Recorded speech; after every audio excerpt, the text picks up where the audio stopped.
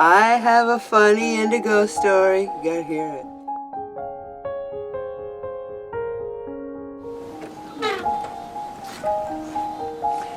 Good morning, Earthlings. This is the color palette that I recommend that you use for my Colorplay class. Why? Because I figured if you could learn the properties of these 6 colors and watercolor just with a limited palette, then when you go to expand, you'll have a really good understanding of the basics. That's why I wanted this one. I'm going to go through each of these colors one by one in the fabulous Traveling Art Studio.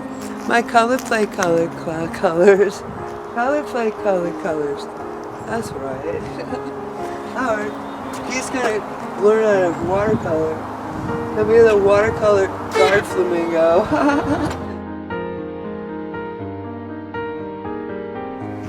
The first color in our palette is Indigo. Indigo's the darkest one. It's funny. When I paint, I use Indigo. I use the darkest color that I'm going to be using in the painting. If it's a brown painting, I'll use sepia. Sometimes I'll use a Payne's gray. But my favorite is Indigo because it actually has some color to it. Go over all the lines and just let them dry just a little bit, because the lines are going to be underneath the Colorplay. Now, your other art teacher said you go with the light colors and then you go dark. Well, I don't do it that way. I go the opposite direction. And it's good for you to be able to do all these different techniques and see which one you like the best. Anyway, we start with the very, very darkest, and that's the Indigo. I did this whole painting, this one, just with Indigo.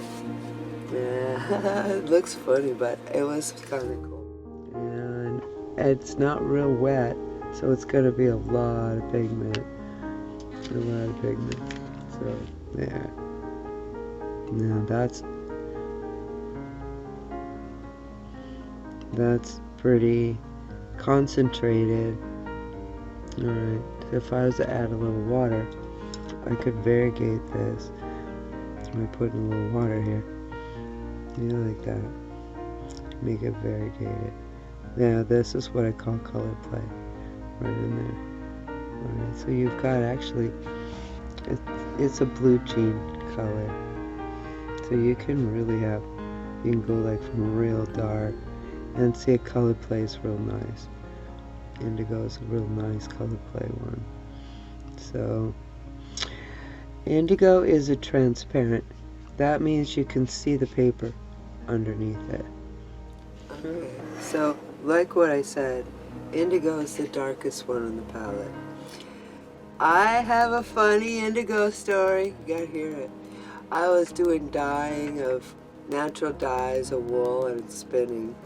And I read in an old book, what you do is you take the Indigo chunks and you put it in a jar.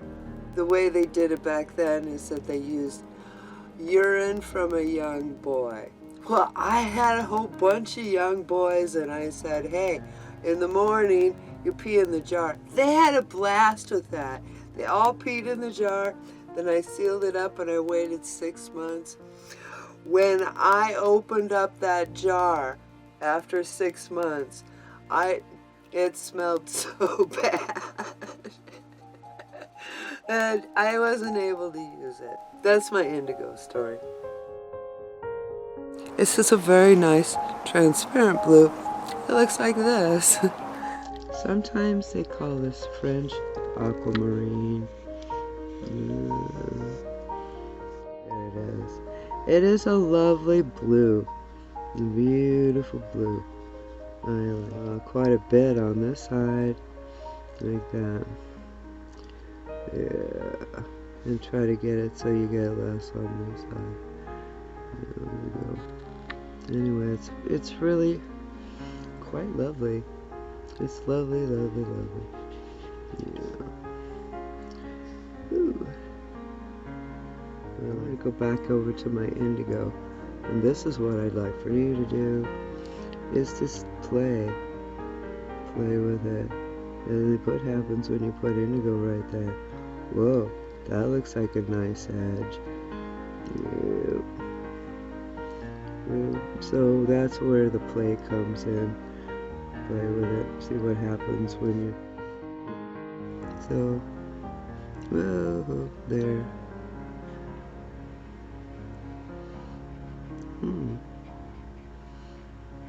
French ultramarine.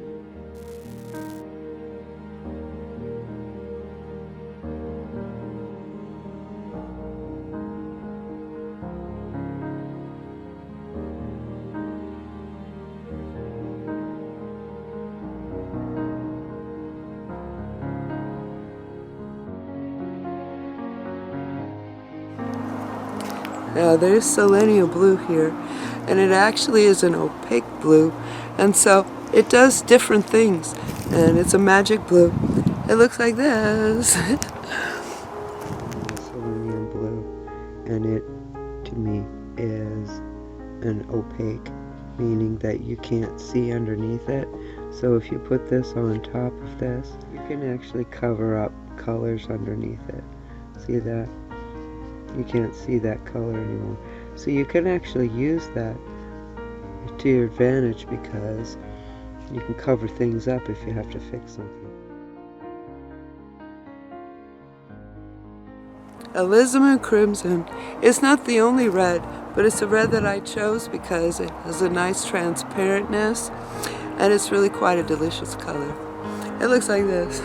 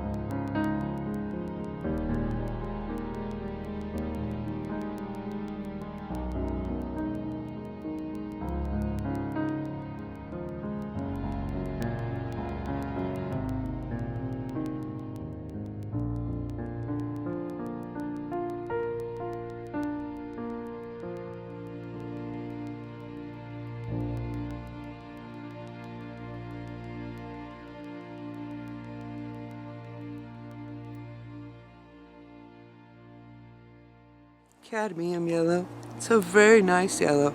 You can mix it with lots of things. It looks like this. This is the yellow cadmium. I'm just going to go right over the eye. Like that. There. It's not much, but yellow cadmium's fine. A little bit on his nose. I like a little yellow cadmium to show a little sunshine. A little bit of the light highlight sometimes. You can get away with that. So anyway, I've still got that cadmium on my brush. Yeah, and I'm gonna go. So this is where the creativity, if I wanted him to have like this kind of thing, or I'm just basically going for a look. I don't want to get complicated down here because the look is happening right here in his face. Yellow ochre. It's also a magic color. It covers up things. It's not really probably the prettiest color. It looks like this. After we let it dry a little bit, we can take the yellow ochre and kind of put it in where the shadows would be. Oh, if there were some. Like that. Yeah, that's cool. The nicest thing about yellow ochre is if you don't like your picture, you can just cover it up. Hey, it's gone. Even this dark part, you can just go right over it. That's what I mean by it's an opaque color. Yeah, I don't like that picture. I'll paint right over it. Oh, I showed you over here with a selenium blue. I don't know, maybe I did too much. Oh boy, do you see that? Do you see that? Whoa. It's almost like a couch. I actually kind of like that part of the dress, but I had to show you. This yellow okra is opaque. So now you got a kind of an idea of what the colors look like and what they do. So I hope you take your colors and you play with them. Just like that. That's the first step in watercolor, is playing with your palette. Until later. I'm going to think of more stuff to do with you and Howard. He just looks really silly, doesn't he? Until later. I hope you find your yeah. Start painting and show me what you paint. Well, you're probably going to start painting too, aren't you, Howard? Yeah. I am. Yeah?